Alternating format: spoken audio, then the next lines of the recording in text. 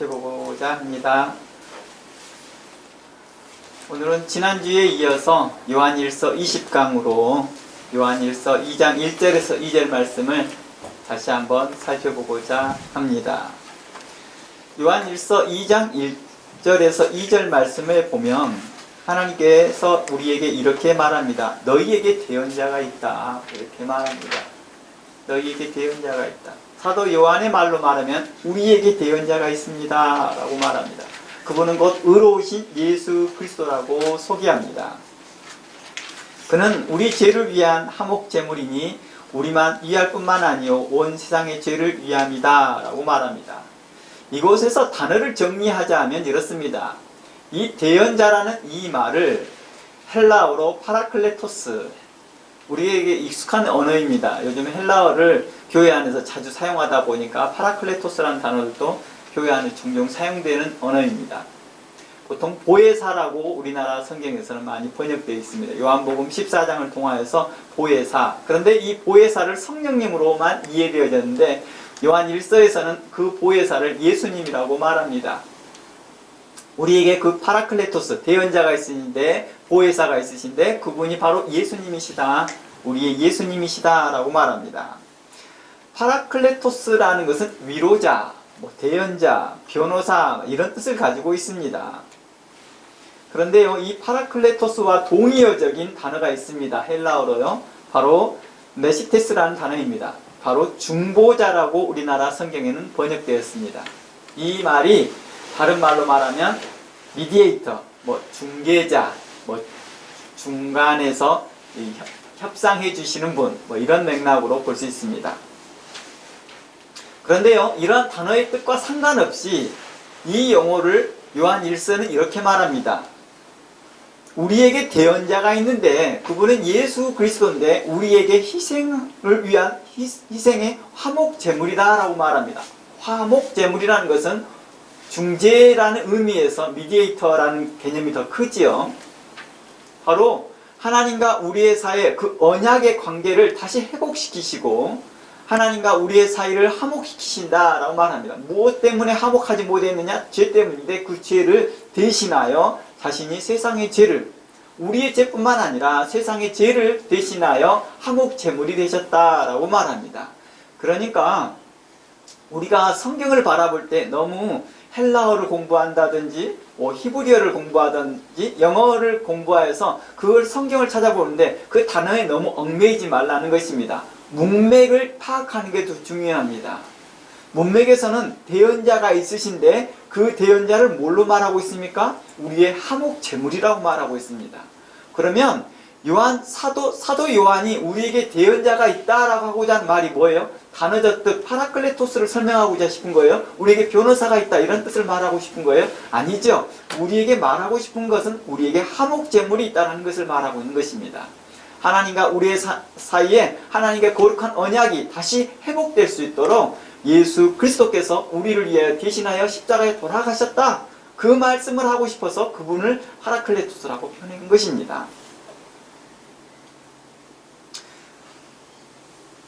그래서 예수님께서는 이러한 맥락에서 보면 파라클레토스가 무슨 단어와 동의어라는 걸 알 수 있어요? 바로 중재자, 중보자라는 단어와 연결되어 있음을 알 수 있습니다. 그래서 디모데전서 2장 4절 한번 가보면 디모데전서 2장 4절의 말씀을 보면 하나님은 모든 사람이 구원받으며 진리를 아는 데 이르기를 원한다 라고 말합니다. 하나님은 한 분이시요 또 하나님과 사람 사이의 중보자도 한 분이시니 곧 사람이신 예수 그리스도 예수라라고 말합니다.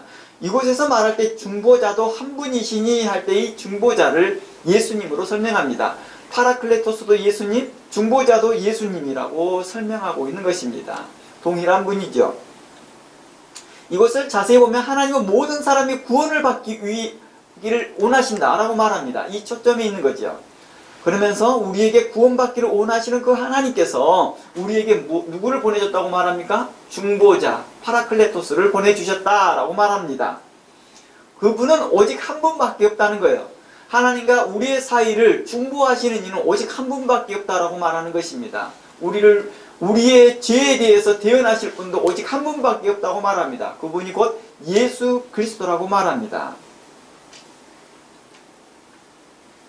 즉 예수님은 우리의 중보자로서 우리의 죄를 대언하기도 하고 우리의 문제를 대언하기도 할 뿐만 아니라 우리의 사이에서 또한 하나님과 그 사이에서 무엇을 하고 있다는 거예요? 중보하시기도 한다라는 것입니다. 대언하다는 말이 무슨 뜻이에요? 대언. 우리가 지난주에 설명을 해드렸습니다. 대언이라는 맥락이 무슨 뜻이냐? 우리의 범죄함에 대해서 죄 없다라고 옹호하는 것이 아니라는 것입니다. 바로 우리의 죄를 대신하여 자세히 그리고 정확하게 나열해주고 있더라는 것입니다. 성령을 통하여서요. 너의 죄가 이런 거야. 너의 죄가 이런 것이다. 죄를 인식하게 먼저 만들더라는 것입니다. 우리가 이런 죄에 대해서 후회하고 회개하고 반성하고 있으며 이제 다시 새롭게 살기를 바라는 자들에게 하나님께 간절히 선처를 요청합니다. 아버지시여, 이 성도가, 이 형제가 이제 회개하고 바르게 살기를 원합니다. 선처해 주십시오라고 요청하는 것입니다. 이렇게 선처하는 방식들을 예수님께서 자세하게 구체적으로 지혜롭게 하나님의 마음에 합한 마음으로 말해주고 있다는 것입니다. 이렇게 선처하는 요청하는 예수님을 향해 중보자라고 했다는 것입니다. 그래서 예수님은 자신이 우리의 죄를 대신하여 자신의 핏값을 갚겠다고 하면서 우리를 위로하시고 옹호하시더라는 것입니다. 하나님께서는 죄와 함께 할 수 없었습니다. 그러면 그 죄에 대해서 어떻게 할래? 라고 했더니 그 중보자 대신 대언자 대신 예수님께서 그러면 제가 중재자로서 제 피를 대신하여서 제 핏값으로 그들의 죄를 갚겠습니다 라고 하면서 너희들은 걱정하지 마. 너희들 걱정하지 마. 내가 화목제물이 되어서 너의 죄를 사해 줄게 라고 말하고 있다는 것입니다. 대신 갚아줄게 라고 하면서 우리를 옹호하고 우리를 위로하시더라는 것입니다. 하나님의 뜻은 모든 사람이 구원받기를 원하십니다. 그러나 문제는 항상 죄였습니다. 하나님은 우리가 모든 사람이 구원받기를 원하십니다. 그러나 문제는 죄이죠. 하나님은 거룩하셔서 죄를 결코 용납하지 않습니다. 모든 사람이 구원받기를 원하지만 우리의 죄 때문에 하나님은 그걸 용납하지를 못하고 있더라는 것입니다. 뿐만 아니라 악한 자 사단 마귀는 사망 권세를 가지고 계속 하나님을 대항하며 그들을 죄를 어떻게 하겠냐라고 하나님께 고소합니다. 그들을 고소합니다. 하나님은 공의롭지 못합니다. 하나님은 공평하지 않습니다. 하며 하나님의 창조한 백성들이니 하나님이 이 죄 문제들을 해결하라고 야단 법석을 떱니다. 하나님은 우리 모두를 구원하고 싶어 하지만 그들은 그 죄를 붙잡고 있으면서 계속해서 물어뜯고 있으면서 이 죄의 문제를 가지고 해결해달라고 해결해야 합니다. 공평하지 않습니다. 의롭지 못합니다. 하나님이 이 문제를 해결해야 되지 않습니까? 라고 하였습니다. 하지만 하나님은요 그들의 공격에 꿈쩍도 하지 않습니다. 그들에게 예수 그리스도의 핏값을 지불하기 시작합니다. 그랬습니다. 세상의 죄를 대신 감당할 자신의 아들 예수 그리스도를 이 땅에 보내시어 우리의 죄를 대신하여 십자가에 죽게 하신 겁니다. 그의 피를 의지하는 자들은 누구라도 구원을 받게 하였더라는 것입니다. 그 피를 믿는 자들마다 구원을 받게 하였더라는 것입니다. 그 피를 의지하는 자마다 자기의 죄를 하나님께서 그들의 죄를 묻지 아니하고 사단도 이에 대해서 더 이상 우리에게 대하여서 그 죄를 묻지 아니하고 그 핏값으로 대신하더라는 것입니다. 그리하여 누구든지 그리스도의 피를 의지하는 자는 구원을 받게 하였더라는 것입니다.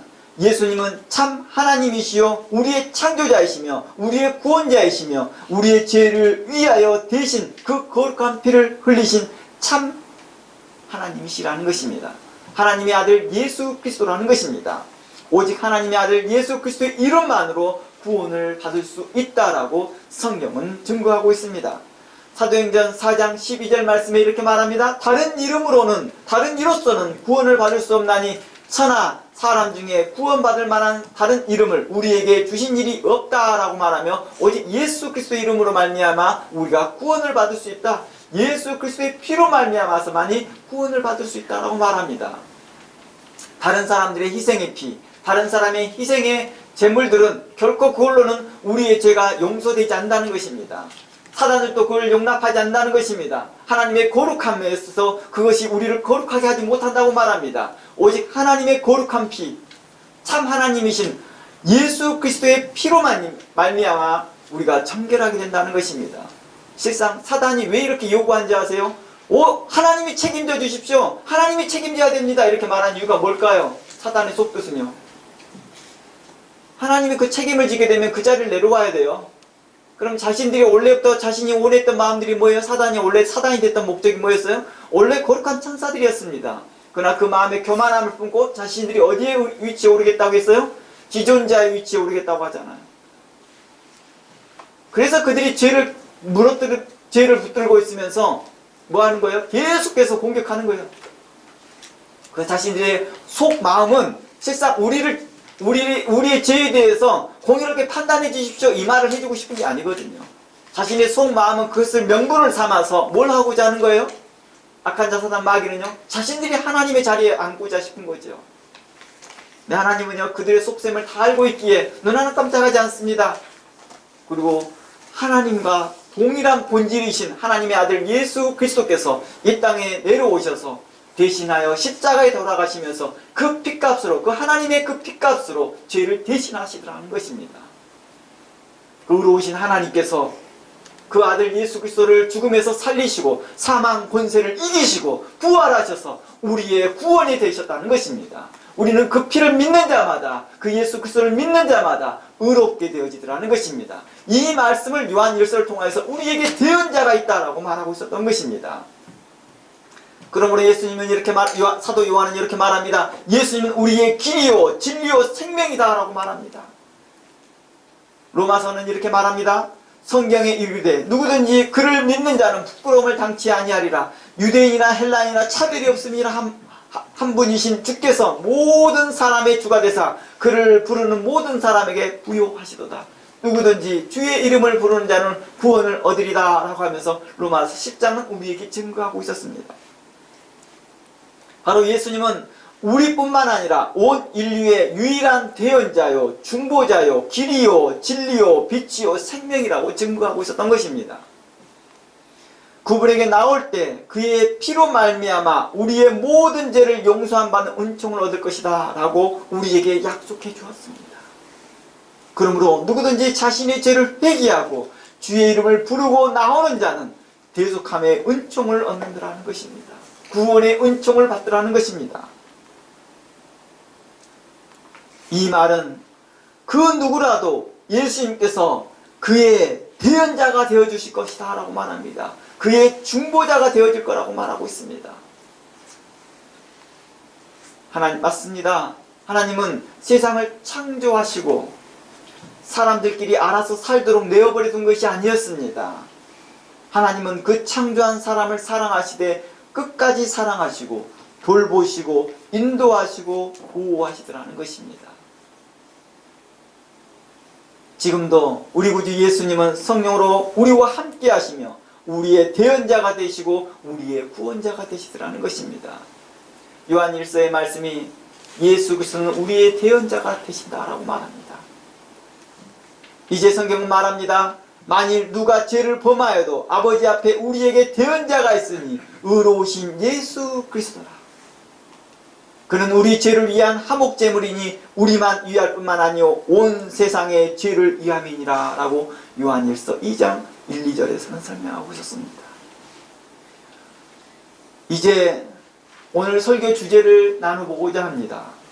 오늘 요한 1서 20강 강의의 주제는 우리에게 대언자가 있다는 뜻이 무엇일까를 나눠보고자 합니다. 앞전의 설명은 우리에게 대언자가 있다는 말에 대한 종합적인 말이었습니다.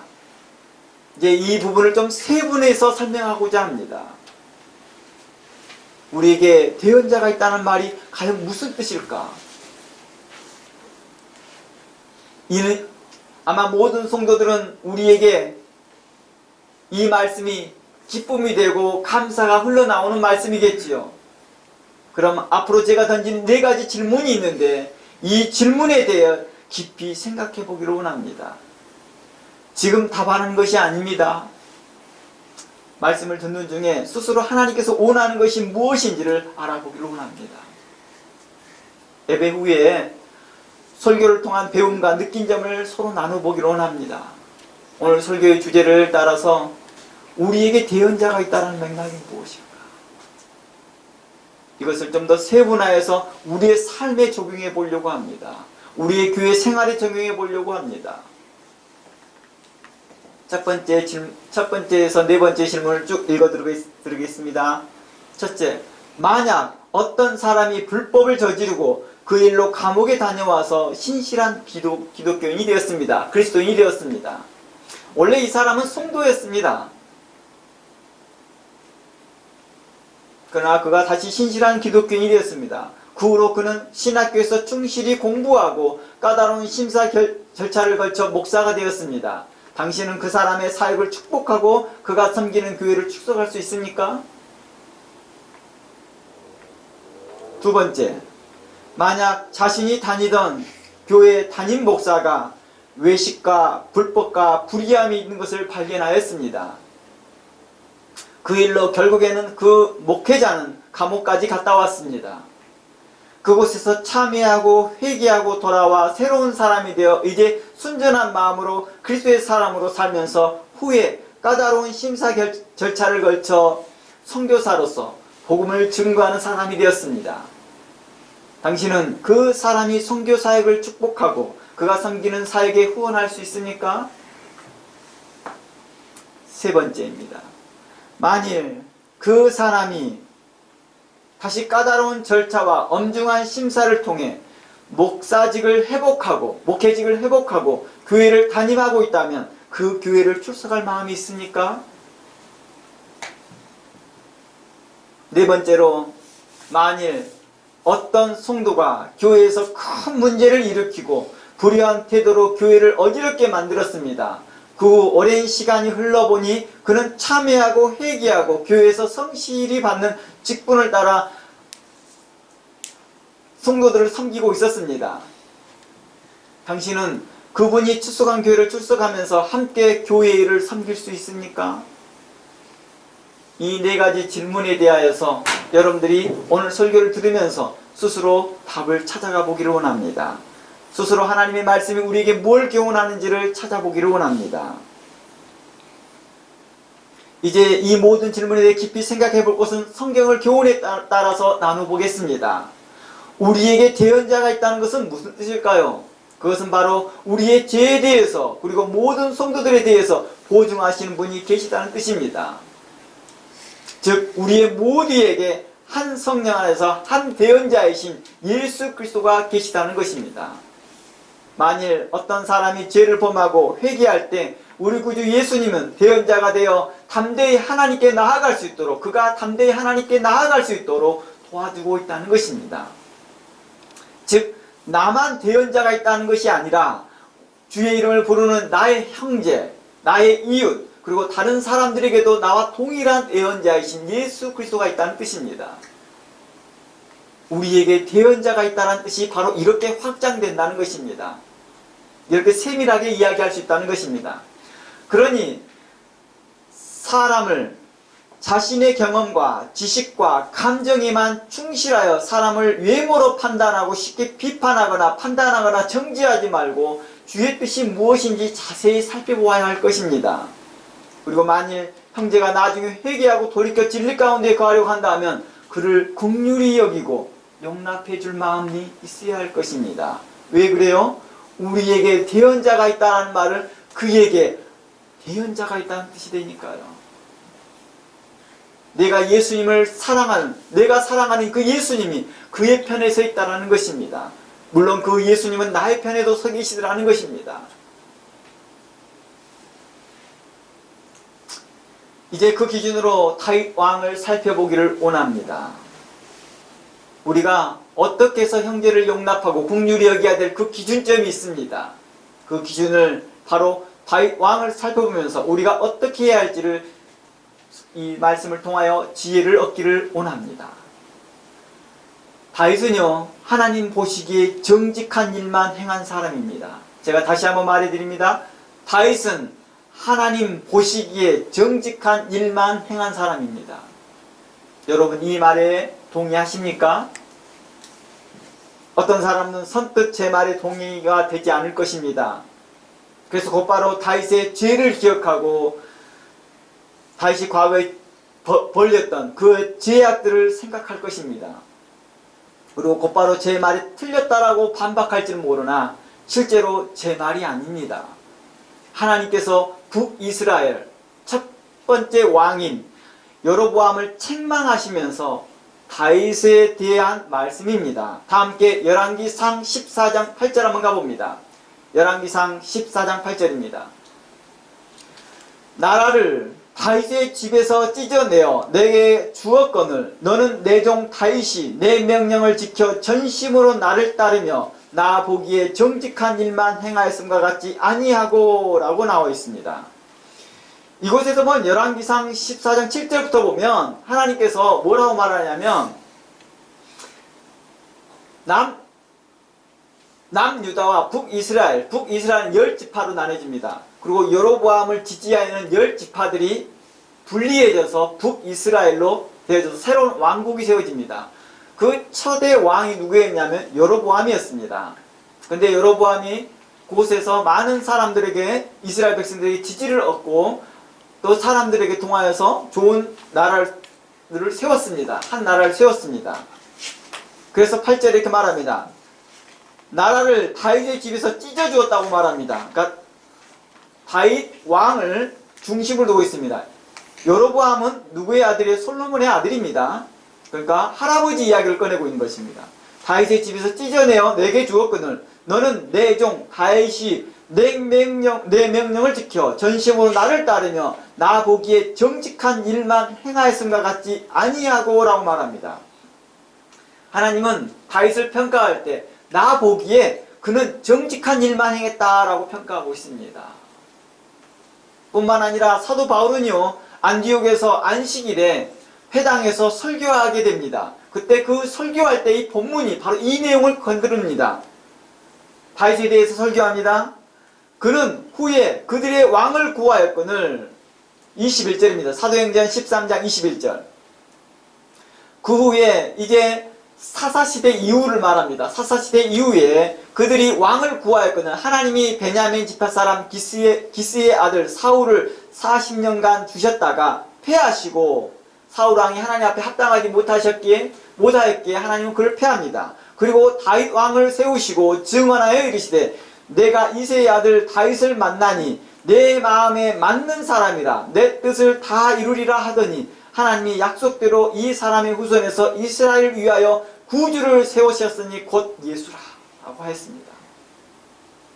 이곳 22절을 보면 다윗을 향해 하나님의 마음에 맞는 사람, 하나님 마음에 합한 사람이라고 소개합니다. 다윗의 생애 가운데 지울 수 없는 오점들이 있습니다. 바로 밧세바와 동침하는 사건과 그의 남편 우리야를 살해한 사건, 그리고 그의 말년에 있었던 인구조사 사건이 있습니다. 그러면 다윗의 초기 때만 생각하고 좋게 평가할 수 있을 텐데 그의 이러한 죄악의 불의한 태도에 불구하고도 하나님은 그를 정직하였다라고 말합니다. 원래요, 만약에 그의 좋은 평가만 하려고 했다면 그 초기에 있었던 일만 평가하려고 했으면 사도 바울은 이렇게 말했을 거 아니에요. 다윗은 초기에 그렇게 했다 이렇게 말해야 될 거 아니에요. 다윗에게 하나님께서 내 마음에 합한 사람이다라는 것은 바로 다윗은 초기에 그 말을 들은 거예요. 초기에요. 그럼 후에는 그런 말 안 해야 되잖아요. 그래서 사도 바울은 이렇게 말하는 것입니다. 그것과 상관없이 그러한 개념으로 이야기한다면 사울도 초기에는 칭찬드렸던 사람이거든요. 하나님께요. 그런 맥락으로 말하지 아니하고 그 후에 어떤 결과가 있었던지 상관없이 사도 바울은 다윗을 향하여 하나님의 마음에 합한 사람이라고 소개하고 있다는 것입니다. 뿐만 아니라 당시 모든 유대인들은 다윗을 존중했으며 다윗을 하나님의 사람으로 인정했다는 것입니다. 다윗은 성경에서 예수님 다음으로 그 생애에 대해 자세히 기록되어진 사람입니다. 그만큼 성경에서 중요한 사람이란 의미죠. 신약 성경에서 다윗이요 무려 60번이나 나옵니다. 특히 예수님을 지칭할 때, 예수님을 설명할 때 종종 다윗의 자손이여, 다윗의 자손이여라고 할 정도였습니다. 다윗은 모든 백성들의 존중받을 뿐만 아니라 하나님의 사람으로 인정된 사람이었다는 것입니다. 또한 우리도 회개한 다윗 왕을 우리는 존중하고 있다는 것입니다. 아무도 다윗의 죄를 기억하면서 사울 왕처럼 생각하지 않는다는 것입니다. 하나님의 사람으로 가장 본받고 싶어하는 의인 중에 한 사람이었습니다. 그래서 많은 사람들이 크리스찬들 이름들이 데이비드 이름을 많이 취합니다. 다윗이라는 이름을 취합니다. 하나님의 판단 기준을 보면 우리들이 감추어진 의롭지 못한 마음을 회개케 합니다. 우리 마음에 의롭지 못한 마음들이 회개하게 됩니다. 하나님의 거룩한 판단을 보게 되면요. 그래서 우리가 하나님의 말씀을 보게 되면 우리 마음이 절로 회개하게 돼요. 이제 하나님의 그 거룩함과 하나님의 공의로운 마음과 하나님의 긍휼하심이 우리에게 어떻게 나타났는지를 보면서 우리가 하나님을 본받기를 원합니다. 성경은 왜 다윗에게 좋은 평가를 했을까요? 그것은 바로 다윗이 밧세바 우리의 사건에 대한 선지자 나단의 책망 앞에 즉각적으로 잘못을 인정했기 때문입니다. 엎드릴 줄 아는 사람이었기 때문이죠. 사울은 어떻게 합니까? 죄를 지적하였을 때 내가 하나님을 위하여서 번제 드리려고 이렇게 했어요. 내가 주를 위해서 이렇게 했다니까요. 내가 당신을 위해서 이렇게 하는 거야. 이렇게 말했다는 거예요. 감춰진 죄악을 속에 감춰진 죄악을 숨기려고 하는 태도이죠. 내가 당신 때문에 한 거야. 내가 당신의 명성을 높여주고자 하는 거야. 내가 그래서 이렇게 하는 거야. 이렇게 하고 있습니다. 그러나 속에는 그의 죄악을 감추고 있었다는 거예요. 그래서 하나님 앞에 버림을 받더라는 것입니다. 그러나 다윗은 어떻게 했습니까? 정직했다고 말합니다. 뭐에 대해서요? 자신의 죄에 대해 정직했다는 것입니다. 그리고 인구조사를 하였을 때 인구조사를 통한 그의 인구조사는 언제 했냐면 그의 말년에 했어요. 말년에요. 그의 말년에 인구조사했을 때 정확하게 말하면 인구조사라기보다 군인조사예요. 군인조사. 인구조사를 했을 때 스스로 이 문제에 대해서 죄책감을 받습니다. 스스로 죄를 인지하게 됩니다. 우리도 그러잖아요. 우리가 어떤 일을 행하고 난 다음에 하나님 말씀이 생각나고 하나님의 것이 생각나서 스스로 죄책감을 느낄 때가 많잖아요. 자연법을 통하여서나 아니면 특별히 계신 예수 그리스도의 말씀을 통하여서나 하나님의 말씀을 통하여서 우리는 그런 느낌을 갖는다는 거죠. 그때 그는 곧바로 자백합니다. 곧바로 자기 잘못을 뉘우칩니다. 그리고 하나님 앞에 범죄하였음을 솔직하게 하려며 마음을 찢으며 하나님 앞에 회개하겠다는 것입니다. 사무엘하 한번 가봅니다. 사무엘하 24장 10절입니다. 사무엘하 24장 10절. 다윗이 이렇게 인구조사, 군인조사의 수를 조사한 후에 스스로 마음을 자책했다고 말합니다. 마음을 자책하고 다윗이 여호와께 기도하였습니다. 내가 이 일을 행함으로 큰 죄를 범하였나이다. 여호와여 이제 간구하오니 주의 종을 사하여 주옵소서. 내가 심히 미련하게 행하였나이다 라고 말합니다. 자신이 어떻게 행했다고 말합니까? 심히 미련하게 행했다고 말합니다. 자신이 이렇게 말하지 않았습니다. 하나님 내가 주를 위하여 이렇게 했는데 내가 하다 보니 의도는 그러려는 의도는 아니었는데 이 상황이 이렇게 됐네요. 이렇게 하지 않았다는 거예요. 왜 인구조사가 군인조사가 필요한지 알아세요? 바로 전쟁 때문이었습니다. 늘 전쟁에 왔기 때문에 그걸 파악을 하는 게 자연스러운 거 아니에요. 그렇죠? 그래야 다음 전쟁을 준비하니까 또 대비할 수도 있으니까요. 근데 속으로 이런 거야. 내가 하나님을 신뢰하지 못했나? 내가 군인을 파악하는 게 내가 하나님을 신뢰하지 못했나? 그는 사사기를 잘합니다. 기드온이 어떻게 했습니까? 이 정도 군인으로서 전쟁하면 될라나 했더니 너무 많아. 좀 빼. 상상치도 못한 말입니다. 군인이 많을수록 승리할 텐데 도리어 빼나갑니다. 거기서 뺀 사람이 300명만 가지고 전쟁인데 승리를 합니다. 그는 이 사실을 알고 있거든요. 그 자신이 골리앗을 죽일 때도 알고 있거든요. 경험했거든요. 자신의 경험과 군인의 군인으로서의 훈련과 그런 게 전혀 전무했는데도 말미암아 전혀 없는데도 불구하고도 오직 믿음 하나 가지고 자신이 배웠던 그 삶 속에서 배워왔던 그 훈련의 방식으로 골리앗을 이겼습니다. 근데 자신이 인구조사했던 그것이 뭐였어요? 마음에 자책이 온 것이죠. 내가 하나님을 이렇게 의지하지 않았나라는 마음이었던 것이죠. 내가 큰 죄를 범하였나이다.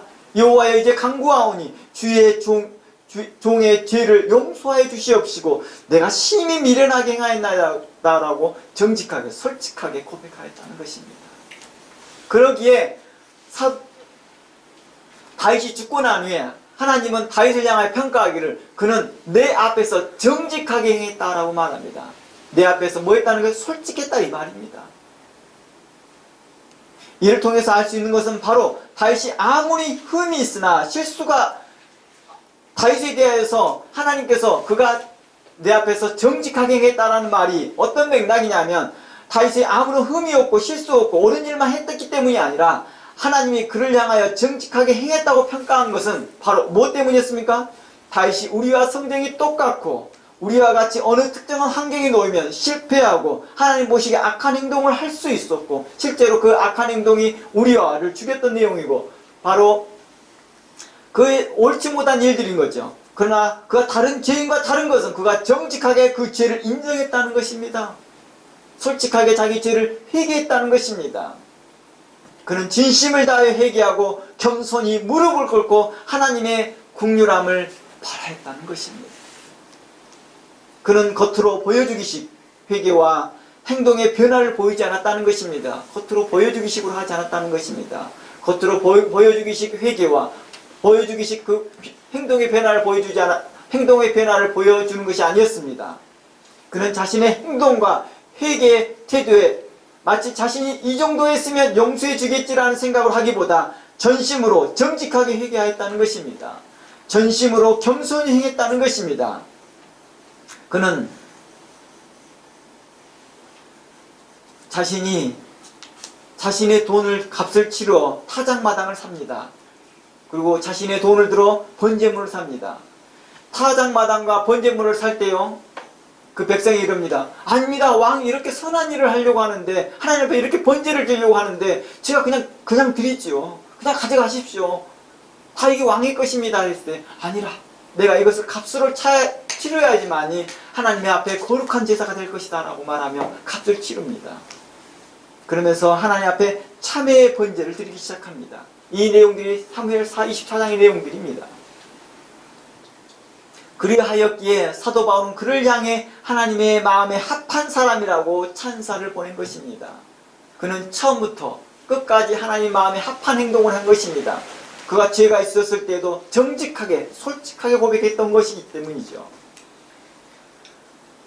우리가 완벽한 사람을 찾으려고 합니다. 자기 기준에 완벽한 사람, 완벽한 목사, 완벽한 대통령, 완벽한 누구누구, 완벽한 남편, 신랑, 아내 이렇게 찾으려고 하나 정직한 사람을 하나님께서 원하시더라는 것입니다. 우리가 하나님께 대한 태도는 항상 정직한 태도여야 될 것입니다. 이는 빛의 열매와 같습니다. 빛의 열매는 착함과 의로움과 진실함이라고 말합니다. 그 착함에서 그 정직함을 말하는 것입니다. 의로움에서 그 정직함을 말하는 것입니다. 진실함에서 그 정직함을 이야기하는 것입니다. 그러므로 성경은 증거합니다. 하나님은 정직한 자를 위하여 완전한 지혜를 예비하시며 행실이 온전한 자에게 방패가 되신다고 말합니다. 다윗은 자신이 참회할 때 자신의 행실을 온전케 하려고 했습니다. 그냥 어디에서 받은 것 가지고 대충 하려고 하는 것도 아니고 다른 사람들에게 그냥 겉모양만 만들어서 내가 이렇게 내가 왕이 이만큼 참회한다 내가 이걸 보여주고자 싶은 것도 아니었습니다. 그럼 보여주기식 참회가 아니라 실질적으로 진실된 마음으로 참된 마음으로 참회했다는 것입니다. 또한 성경은 하나님의 마음을 이렇게 증거합니다. 우리가 지난주에도 한번 살펴봤던 에스겔서 18장 21절입니다. 성경에서 하나님의 마음이 잘 표현된 것이죠. 그러나 악인이 만일 그가 행한 모든 죄에서 돌이켜 떠나 내 모든 율례를 지키고 정의와 공의를 행하면 반드시 살고 죽지 아니할 것이니라. 22절 그 범죄한 것이 하나도 기억함이 되지 아니할 것이며 그가 행한 공의로 살리라. 23절 주 여호와의 말씀이라 내가 어찌 악인이 죽는 것을 조금인들 기뻐하랴. 그가 돌이켜 그 길에서 떠나 사는 것을 어찌 기뻐하지 않겠느냐라고 합니다. 하나님께서 다윗이 이러한 태도에 얼마나 기뻐하셨을까요? 그는 원래부터 하나님 앞에 마음이 합한 자의 삶을 살면서 그가 중간중간에 실수하였고 오점이 있었을 때에도 그는 정직하게 하나님 앞에 아뢰었을 때 하나님이 얼마나 기뻤겠냐고요. 그러니 다윗이 죽고 난 후에도 세월이 많이 흘렀습니다. 솔로몬이 왕이 되고 솔로몬이 죽고 난 다음에 그의 아들 솔로몬의 아들들이 왕이 됐을 때 그때 그 다윗을 거론하면서 말합니다. 내 마음에 합한 사람이다. 그는 내 앞에 항상 정직하게 행했다라고 말합니다. 얼마나 하나님 마음이 기뻤으면 다윗을 또다시 언급했을까요?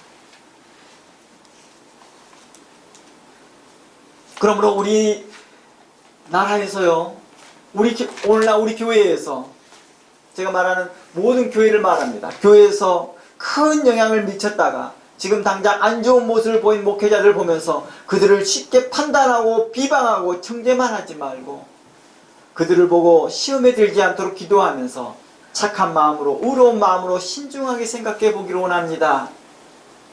신중하게 관찰하면서 말하기를 원합니다. 어느 목사님 저랬대 하면서 소문내고 수근수근대고 그게 험담하는 데만 집중하지 말고 다윗이 저랬대. 그는 이제 하나님의 버림받을 왕이 될 거야. 그는 하나님 앞에 의롭지 못할 행동을 했으니까 결국은 심판받을 거야. 지옥 갈 거야. 어떤 사람이 자기는 천국 갔다 왔더니 그 중에서 오늘날에 유명한 목사님들이 거기에 다 있더라. 이런 어리석은 말에 미혹당하지 않기를 원합니다. 하나님은 참으로 회개하는 자들을 하나님께서 기뻐하시고 그 마음에 정직으로 그 마음에 회개하는 자들을 기뻐하셨던 그 하나님의 역사가 있었습니다.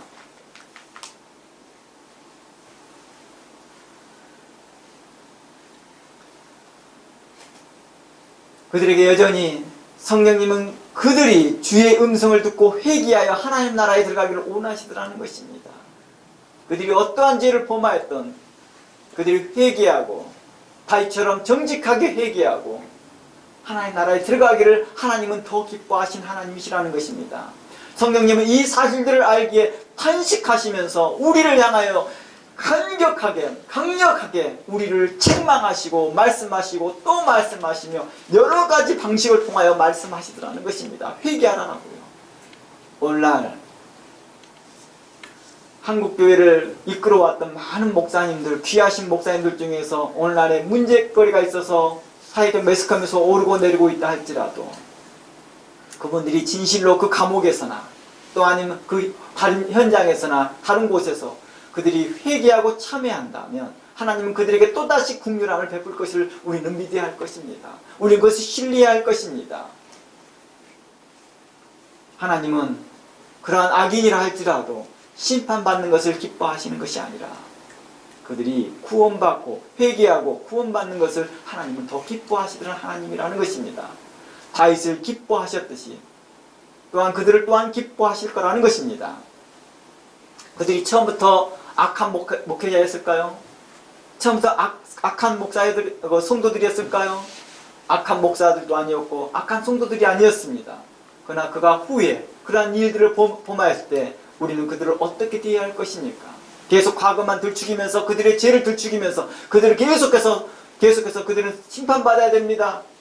그들은 결코 그 자리에 다시 회복해서는 안 됩니다. 계속해서 그들을 향하여서 말하면서 그들은 결코 그 자리에서 다시 와서는 안 될 것입니다 라고 말할 수 있을까요?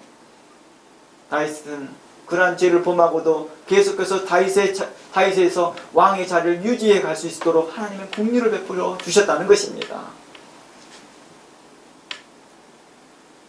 그럼에도 불구하고도 마음을 강팍하게 하여 하나님을 불공평하다, 다윗왕이 복귀하는 걸 반대하고 그의 잘못만 부각시키면서 하나님은 그들에게 대하여서 하나님은 공의롭지 못하다라고 말하면서 다윗왕은 거기 자리에 서면 안 돼. 너가 만약 하나님을 정말 사랑한다면 나와라. 이렇게 말하고 있다면 하나님께서 도리어 우리에게, 그들에게 화를 내실 것입니다. 마치 모세를 비방하는 미리암과 아론을 향하여 하나님은 모세 편에서 중보자가 되시고 그의 대언자가 되셔서 미리암과 아론을 책망하였듯이, 하나님은 자신의 잘못을 모르고 하나님의 국률함을 입은 자를 비방하고 비판하는 자들을 향하여서 너는 불의한 자다. 내가 모세에게 대하여서는 내가 직접 대면하여 말하였으나 너희들이 무엇이 간데 나의 종 선지자 모세를 비방하느냐라고 책망하실 것입니다. 오늘날 우리 주변에 있는 거룩한 목회자들, 목사님들이 행여 불의한 일로 인해서 감옥까지 갔다 할지라도 우리 입술을 조심해야 될 것입니다. 하나님은 국률하신 하나님이시며 우리는 사랑이 많으신 하나님이시며 나의 대언자, 예수 그리스도는 나의 대언자일 뿐만 아니라 그들의 대언자인 것을 꼭 명심하기를 원합니다. 또한 돌아온 탕자의 비유에서도 알 수 있듯이 아들이었다가 타락한 후에 다시 아들의 자격을 가진 둘째에 대해 그 누구도 비방해서도 안 될 것입니다. 그러나 만일 맏아들처럼 돌아온 형제를 비방하고 과거 일을 둘치기며 그를 멸시하고 애면하고 있다면 후에 국률 없는 하나님의 심판을 받게 될 것입니다. 야고보서 2장 13절 말씀에 이렇게 말합니다. 국률을 행하지 아니하는 자에게는 국률 없는 심판이 있으리라. 국률은 심판을 이기고 자랑한다 라고 말합니다. 그러므로 주의 명령과 같이 서로 친절하게 행하며 불쌍히 여기며 서로 용서하기를, 하나님이 그리스도 안에서 우리를 용서함과 같이, 나를 용서해 주심과 같이 우리는 서로 용서하고 긍휼히 여기는 법을 배워야 할 것입니다. 그리고 이 모든 것 위에 사랑을 더하라고 말합니다. 하나님은 우리가 하나님 편에서 의롭게 생각하기를 원하고 있다는 것입니다. 우리의 욕심을 따라서, 우리의 또 다른 속에 감추어진 그 다른 욕심이 때문에 다른 말들이 나오는 것들을 우리는 삼가 조심해야 할 것입니다. 만약 그런 생각이 들었다 할지라도 하나님 용서해 주시옵소서, 참회합니다 라고 기도해야 할 것입니다. 그때마다 우리 구주 예수 그리스도께서는 우리의 대언자가 되셔서 우리의 위로자가 되시고 우리에 대하여서 힘을 보태시면서 예수 그리스도의 피를 의지하여 담대히 하나님께 나아가게 하며 우리의 마음을 정결케 하여서 의롭게 하여서 또다시 하나님을 담대히 경배하게 하며 형제의 사랑 안에서 거침없이 그들을 사랑하며 돌볼 수 있고 긍휼히 여길 수 있을 것입니다. 하나님을 의지할 때, 예수 그리스도의 피를 의지할 때만이 가능하다는 것입니다. 예수 그리스도의 피를 의지할 때만이 우리가 우리의 형제를 사랑할 수 있을 것이며 긍휼히 여길 수 있다는 것입니다. 우리가 다윗을 사랑하듯이, 우리가 다윗의 범죄함에도 불구하고도 다윗을 존경하듯이 회개하고 참회하는 자들을 향하여 우리가 긍휼히 여기며 그들을 향하여서 내가 그들보다 더 낫다라는 개념이 아니라 내가 하나님의 사랑을 받는 것처럼 그 또한 하나님의 사랑을 받는 하나님의 형제됨을, 주의 형제됨을 기억하면서 우리가 서로 사랑 가운데 행하기를 주의 이름으로 축원합니다. 다 함께 기도합니다. 하나님 감사합니다. 지금까지 우리를 살피신 하나님께 감사합니다. 우리를 긍휼히 여기사 하나님의 자녀로서 우리를 살려주시고 인도하신 하나님께 감사합니다.